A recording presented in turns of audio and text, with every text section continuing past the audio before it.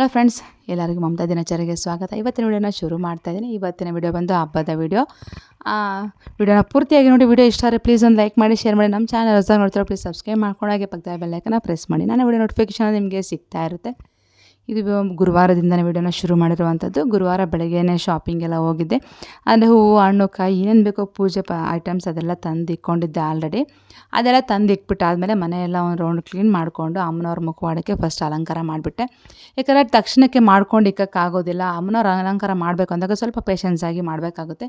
ಫಸ್ಟೇ ಮಾಡಿಕೋಣ ಅಂತ ಅಂದರೆ ಯಾಕೆ ನಾವೇ ಏನೋ ಟಚ್ ಮಾಡೋದು ಅದು ಇದು ಆಗೋದು ಬೇಡ ಅಂದ್ಬಿಟ್ಟು ನಾನು ಗುರುವಾರ ದಿನ ಅಲಂಕಾರ ಮಾಡಿಕೊಂಡು ದೇವ್ರ ಮನೇಲಿ ಇಕ್ಬಿಟ್ಟಿದ್ದೆ ಮುಖವಾಡನೆಲ್ಲ. ಯಾರು ಅಂದರೆ ಹೋಗಿ ಬಂದು ಅದನ್ನ ಟಚ್ ಮಾಡಿ ಅದ್ರ ಮೇಲೆ ಇದಾಗಬಾರ್ದು ಅಂದ್ಬಿಟ್ಟು ನಾನು ಫಸ್ಟ್ ಎಲ್ಲ ಅಲಂಕಾರ ಮಾಡಿಬಿಟ್ಟು ದೇವ್ರ ಮನೇಲಿ ಇಕ್ಬಿಟ್ಟಿದ್ದೆ ಮುಖವಾಡನ. ಆ ಮುಖವಾಡೆಲ್ಲ ಇಕ್ಕಾದ್ಮೇಲೆ ಮತ್ತೆ ಮನೆ ಇನ್ನೊಂದ್ಸರಿ ಕ್ಲೀನ್ ಮಾಡ್ಕೊಂಡು ನೀಟಾಗಿ ಬ್ಯಾಕ್ಗ್ರೌಂಡ್ನ ಎಲ್ಲ ಸೆಟ್ ಮಾಡ್ಕೋತಾ ಇದ್ವಿ.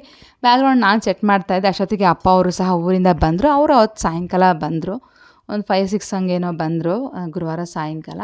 ಅಷ್ಟರಲ್ಲಿ ನಾನೆಲ್ಲ ನನ್ನ ಕೆಲಸ ಏನಿತ್ತು ಇಂಪಾರ್ಟೆಂಟ್ ಕೆಲಸಗಳೆಲ್ಲ ಮುಗಿಸ್ಕೊಂಡ್ಬಿಟ್ಟಿದ್ದೆ. ಯಾಕಂದರೆ ಅಮ್ಮನವ್ರ ಮುಖವಾಡ ಅಲಂಕಾರ ಆಗಲಿ, ತೆಂಗಿನಕಾಯಿ ಅಲಂಕಾರ, ಯಾಕಂದರೆ 2 ತೆಂಗಿನಕಾಯಿ ಇಕ್ಕೋದ್ರಿಂದ ತೆಂಗಿನಕಾಯಿ ಅಲಂಕಾರ ನನಗೆ ಏನಾನ ಮೇನಾಗಿ ಬೇಕೋ ಅವೆಲ್ಲ ಮುಗಿಸ್ಕೊಂಡ್ಬಿಟ್ಟಿದ್ದೆ. ನೀವೆಲ್ಲ ಮಾಮೂಲಿ ಕೆಲಸಗಳನ್ನ ಹೇಗಿದ್ದರೂ ಮಾಡ್ಕೋಬೋದು.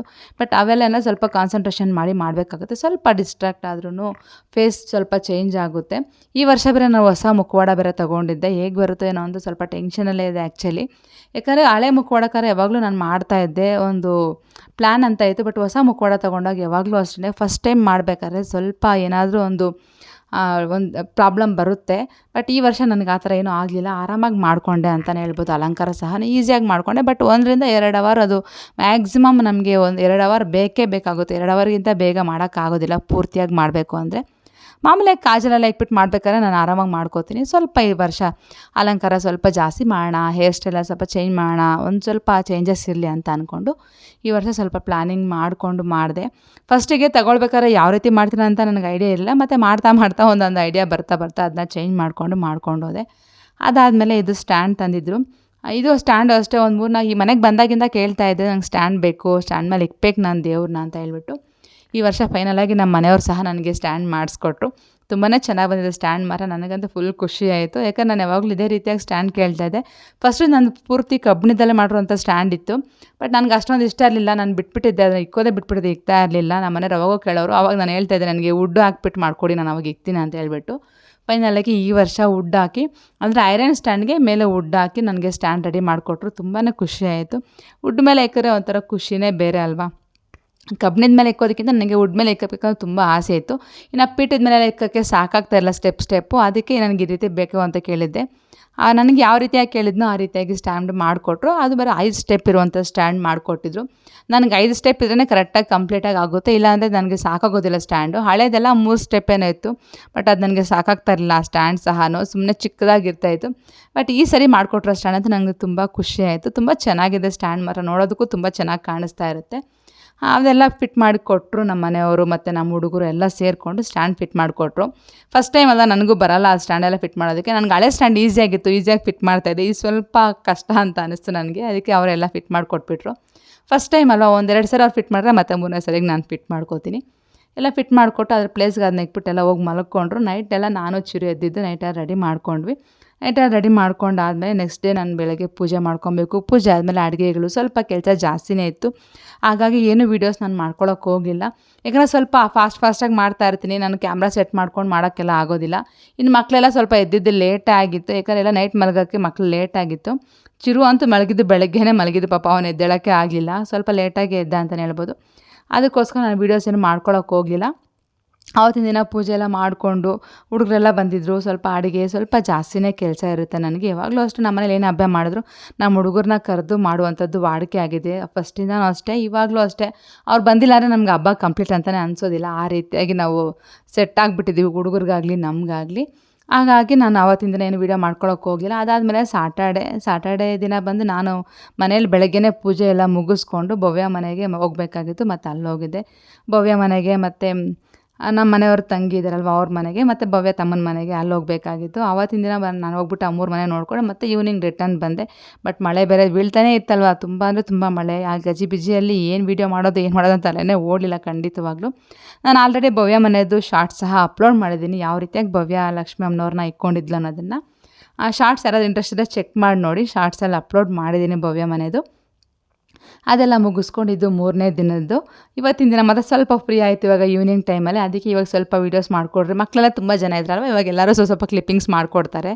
ಯಾರೂ ಇಲ್ಲ ಅಂದಾಗ ನಾನೇ ಮಾಡ್ಕೊಬೇಕು, ಸ್ವಲ್ಪ ಕಷ್ಟ ಅಂತ ಅನಿಸುತ್ತೆ. ಮಕ್ಕಳೆಲ್ಲ ಇದ್ದಾಗ ಎಲ್ಲರೂ ಕ್ಲಿಪ್ಪಿಂಗ್ಸ್ ಅಂತ ಮಾಡಿಕೊಡ್ತಾರೆ. ಅದಕ್ಕೆ ಹೇಗಿದ್ರು ಮಕ್ಕಳೆಲ್ಲ ಇದ್ರಲ್ವ, ಸ್ವಲ್ಪ ವೀಡಿಯೋಸ್ ಮಾಡಿಕೊಡ್ರಿ ಅಂತ ಹೇಳಿದೆ. ಅದಕ್ಕೆ ವೀಡಿಯೋಸ್ ಎಲ್ಲ ಮಾಡಿಕೊಡ್ತಾಯಿದ್ರೆ. ಇನ್ನು ಹೇಗಿದ್ರು ಇವಾಗ ನೈಟ್ ಆಗಿತ್ತು, ಅಂದರೆ ರಾಹುಕಾಲ ಆದಮೇಲೆ ಅಮ್ಮನವ್ರನ್ನ ಕದಲ್ಸೋಣ ಅಂತ ಹೇಳಿ ಅಂದ್ಕೊಂಡಿದ್ವಿ. ಯಾಕಂದರೆ ಅವತ್ತು ರಕ್ಷಾಬಂಧನ ಸಹ ನಾವು ಅವತ್ತೇ ಸೆಲೆಬ್ರೇಟ್ ಮಾಡಿದ್ರಿಂದ ಸ್ವಲ್ಪ ಲೇಟ್ ಆಯಿತು.